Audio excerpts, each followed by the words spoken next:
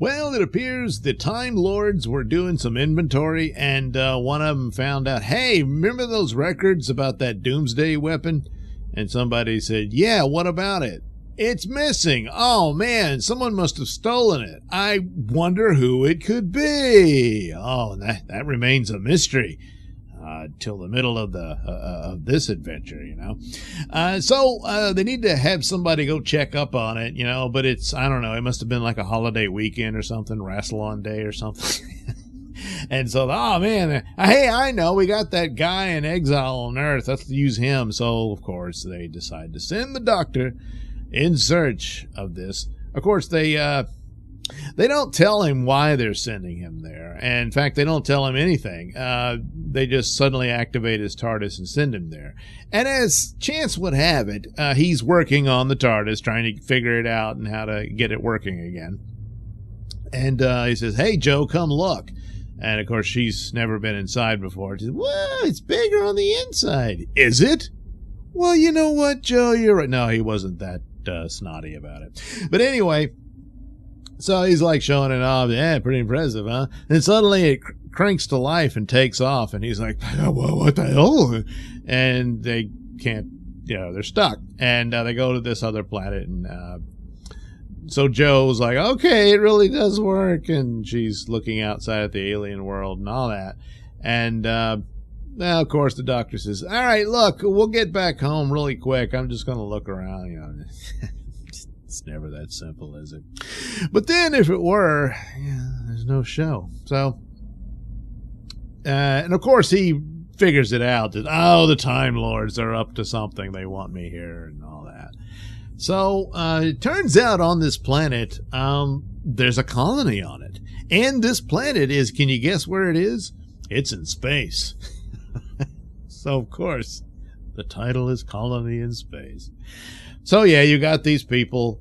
They're setting up camp there because apparently, and this is in the distant future, Earth is just not all that anymore. And these people wanted to try a new life on a new world.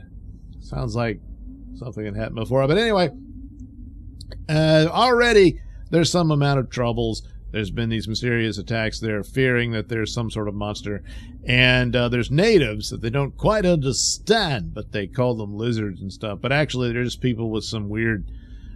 boy, I'd say sometimes the costumes for monsters and stuff, they do all right. And other times, whew. And here, well... they're just in these, leotard or tights or whatever that are, you know, the right color and stuff for what they're going for. But... you know, I think they should have covered that up with some sort of costuming there so that you didn't see the zipper in the back and stuff like that. But, well, they didn't. So, anyway, they're able to pacify them by giving them food. But then again, it's like, boy, if you don't have the food, they're like, hey. And things aren't looking great. Meanwhile, they're afraid that mining corporations could arrive and run them off. Seeking, the minerals and whatnot that the planet offers. And, of course, guess who shows up? Yes, the mining corporation. It turns out the mysterious monster that they were worried about was actually just a robot and some smoke and mirrors stuff from the miners. They already had an inside man and all this type of stuff. So they pulled a Scooby-Doo plot on them. And it would have worked, too, if it hadn't been for that meddling Doctor.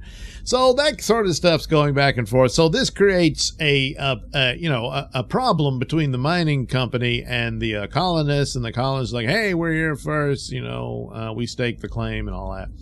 So they need someone, an arbitrator or adjudicator. So they send for one. The guy shows up, and surprise, it's the Master. Gee, hey, what's he doing there? Well, he was pretty much a regular cast member for the Pertwee years, for the most part. Eventually they got away from it, and of course they had to, unfortunately, because poor Roger Delgado passed away. But that became the modus operandi for the show, to put it into a new direction. I understood it, and I'm fine with it. I just thought there should have been at least maybe every other adventure. Because the Doctor goes, even when he's in outer space, he runs into the guy. And since then, he's gotten his TARDIS back, the Master, so he's still running to him.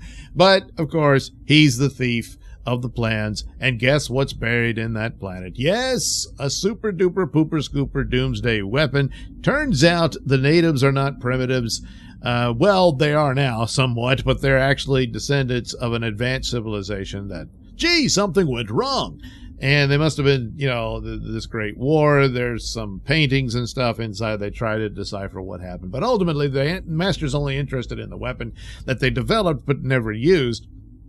And, of course, the interesting thing between the Doctor and the Master is, for the most part, is the hero and villain and all of that, with the nods that they knew each other before, and that they, eventually it's established that maybe they already have. I can't remember exactly. But the point being that they were students in the Time Lord Academy and had some sort of friendship that's now, deteriorated because of the two different views on how life should be. The Master says, hey, I want power and stuff.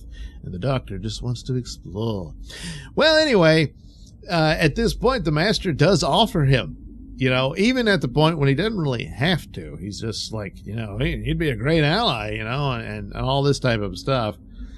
In the last Adventure with the Claws of Axos, where the Doctor says, I'm done with this planet, I just want out of here, and the Master falls for it. I'm like, I didn't really buy that he would, And here, he's making the offer of that, look, I don't really intend to use the weapon.